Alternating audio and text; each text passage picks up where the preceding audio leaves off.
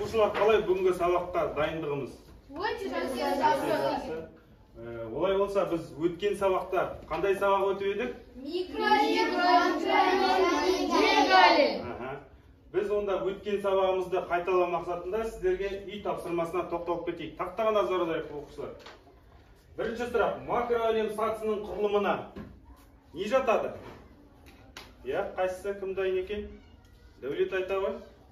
Жануарлар, өсімдіктер, олардың көбеюі. Жақсы, рахмет, жақсы. Тағы да кім толықтырады? Айта бағынет. Жануарлар, өсімдіктер жатады. Жақсы, рахмет. Келесі сұрағымыз, микроәлем, макроәлем және мегаәлемнің байланысы бар ма? Және не себепті? Қайсымыз дайынбыз? Ануар, айта ғой. Микроәлем, макроәлем және мегаәлем олар әртүрлі масштабтағы бір тұтас бүкіл әлем. Олардың өздерінің заңдылығы бар және олар бір-бірімен өте тығыз байланысқан. Рахмет, өте жақсы жауап. Келесі біздің сұрағымыз мегаәлемге мысалдар келтіріп өтейік. Қайсымыз дайынбыз? Айта қойған. Мегаәлемде жұлдыздар, планеталар, бүкіл әлем, галактика жатады. Өте жақсы, керемет. Олай болса, оқушылар, дәптерімізді, оқулықтарымызды ашайық. Бірінші балалар, сабағымызды бастамас бұрын біздер көзімізді жұмып, бір тыныштық сәтіне оралайық. Көзіміз жұмайық қане.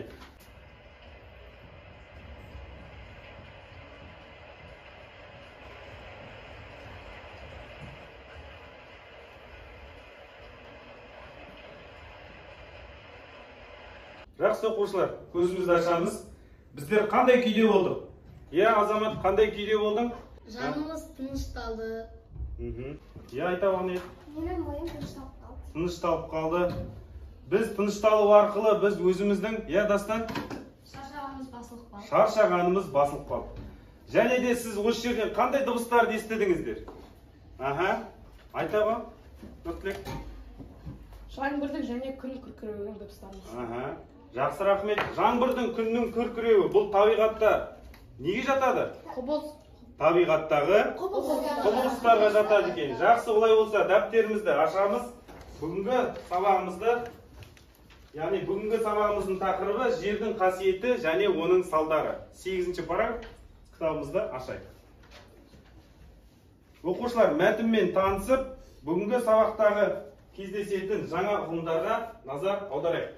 Жақсы оқушылар, менің алдыма келіп, мына жерде тұрған пазлдарды алып, құрастыра қойып, тездетіп, барлығымыз келе қойып. Әркім өзіне қатысты тездетейік. Келесі бетінде сіздерге суреттер берілген. Соларды тездірек құрастырайық. Тез жыбымыз тауып алайық бір-біріміздің. Оқушылар, ненің суреті шықты? Шолпанның суреті шықты. Екінші, Меркурийдің. Үшінші сіздерде? Жердің суреті шықты. Жақсы, олай болса, оқушылар, бұлар нелер? Планеталар. Біздер планеталардың қандай түрлерін білеміз? 8 түрін білеміз, планеталар. Қандай планеталар бар? Марс, Шолпан, Меркурий, Юпитер, Сатурн, Уран, Нептун. Жақсы, рахмет көп. Бұлай болса, оқушылар, дәптерімізді ашамыз, бүгінгі күннің жартысын жазамыз, және бүгінгі күннің тақырыбымыз жердің қасиеті және оның салдары. Оқушылар, сабақты бастамас бұрын, біз сабақтың мақсатына тоқталып кетейік. Бүгінгі сабағымыздың мақсаты жердің қасиетінің салдары, жердің адам өміріндегі маңыздылығын ажырата алатын боламыз. Бүгін жерге қатысты мағлұматтарды алатын боламыз. Оқушылар, алдарыңызға қазір бағалау бетшелерін берем. Сол жерде топ басшылары, мына жерде берілген критерийлер бойынша тобыңыздың мүшелерін және өзіңіз бағалап отырасыздар. Оқушылар, бүгінгі сабақта өтетін негізгі тірек сөздер тақтада алдарыңызда тұр. Біздер келесі, сіздер жаңа айтып өткен планеталарымыз, сіздер ретсіз айтқан болатынсыздар да? Ал қане біз реттілігімен айтып көрейік бір-бірден. Кім айтады? Айта бақниет. Меркурий келесі, Азамат. Шолпан. Дастан келесі. Жер. Одан кейінгі Нұртілек айтады. Марс. Сабина айтақ одан кейін? Юпитер. Юпитер. Дәулет айтақ одан кейін? Юпитерден кейін? Сатурн. Сатурн. Іңкәр айтақ одан кейін? Уран. Уран. Және іңкәр айтақ келесін? Нептун. Нептун. Яғни біз реттілігін көрдік пе тақтадан? Жақсы. Олай болса, оқушылар, бүгінгі сабақтың бейнебаянына назар аударайық. Жоғары дәлдікті өлшемдер арқасында біз бүгінгі таңда ғаламшарымыздың жоғары және төменгі бөлігі жазықтау келген шар тәріздес дене екенін білеміз. Жер өлшемдері: радиус 6370 километр, шеңбер ұзындығы 40030 километр, жердің беті 510 миллион шаршы километр. Ал енді көңіл аударайық. 21 наурыздан бастап жерге күннің жарық түсуіне қарайық. Бұл күні күн экватордың дәл төбесінде тұрады. Бір уақытта екі жарты шарға бірдей жарық түседі. Күн мен түннің ұзақтығы жерде 12 сағатқа тең болады. Оқушылар, біз оқулықпен, мәтінмен таныстық, одан кейін бейнебаянмен таныстық. Олай болса, біз осы бейнебаяннан және оқулықтарымыздан не туралы таныстық, не туралы көрдік, не туралы білдік, сол туралы айта кетейік. Іңкәр, Ақниет айтады. Планеталар, ғаламшарлар туралы. Және де тағы да, Азамат. Планетаның, жер планетасы 71% судан тұрады. Және Сабина айтады. Аспан әлемін көрдік. Аспан әлемін көрдіңіздер. Жақсы, айтады. Кім айтады? Ақан айтады. Жердің серігі ай екенін білдім. Жердің серігі ай екенін білдім. Тағы да? Ақниет. Жердің орбитасының өлшемін білдік. Жер орбитадағы қозғалысын білдік. Жақсы, тағы да, Нұртілек. Жердің диаметрлерін көрдік. Диаметрлерін көрдік. Ануар айтады. Жердің күнге дейінгі ара қашықтығын көрдік. Күнге дейінгі ара қашықтығын көрдік. Оқушылар, мына тұрған құрылғы теллурий деп аталады. Бұл күн жүйесінде орналасқан жер планетасының негізгі қозғалысын көрсететін аспап болып саналады. Бұл аспаптың қозғалысы нәтижесінде сіздер қазір көретін боласыздар.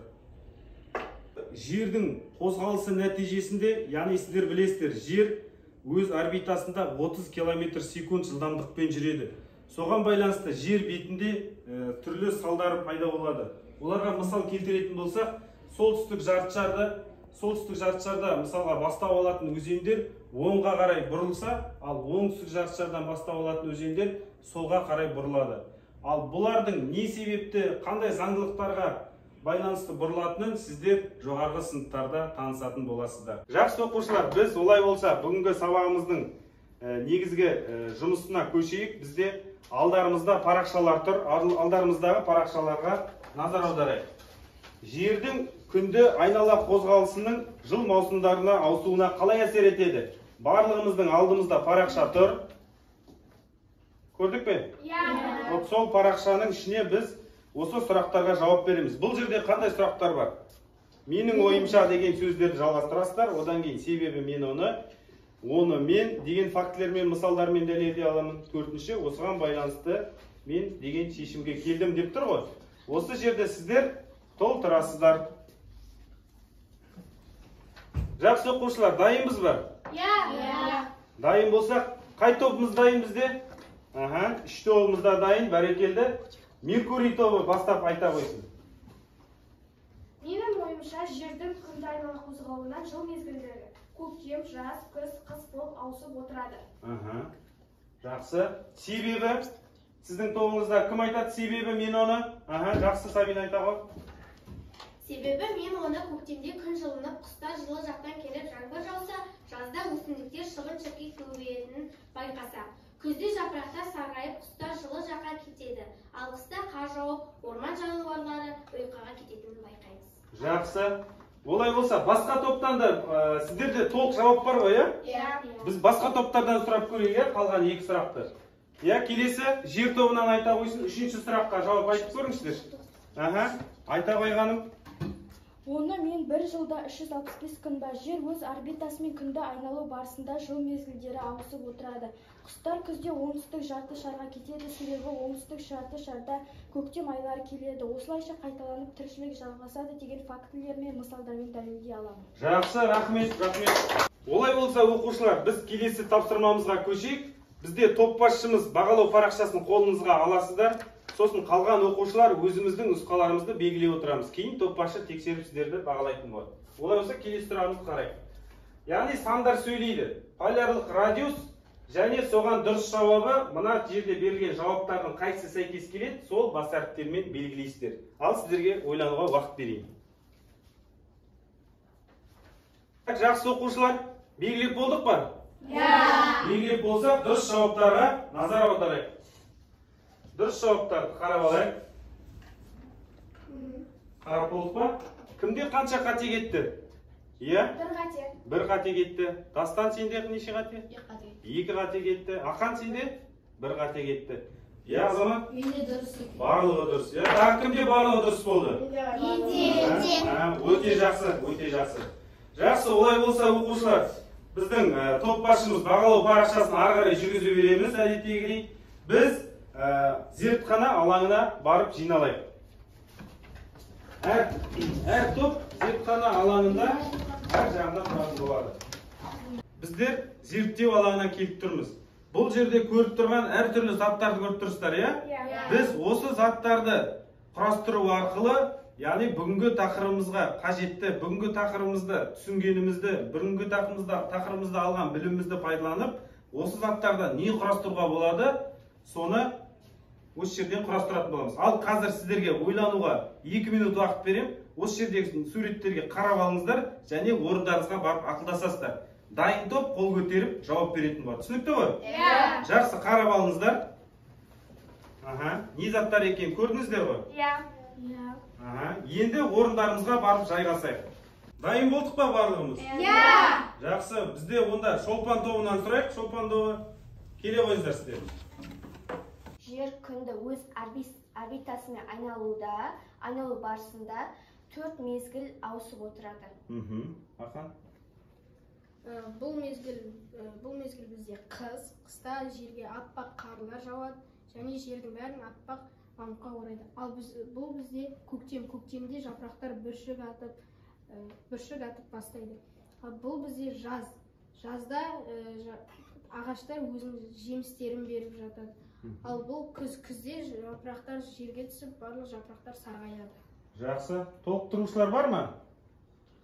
Жақсы жауапты? Әрине.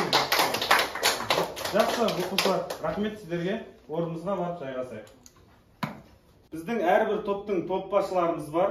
Сол топ басшыларымыздың бағалауын тыңдай қойып. Иә?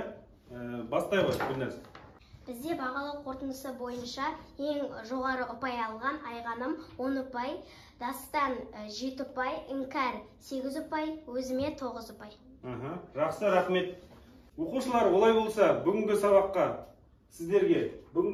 не білдіңіздер, нені білемін бүгінгі сабаққа дейін, және білгім келеді деген сұрақтарға мен қазір алдарыңызға қағаз тастайын. Сол стикерларға жазу арқылы сіздер өз ойыңызды білдіресіздер.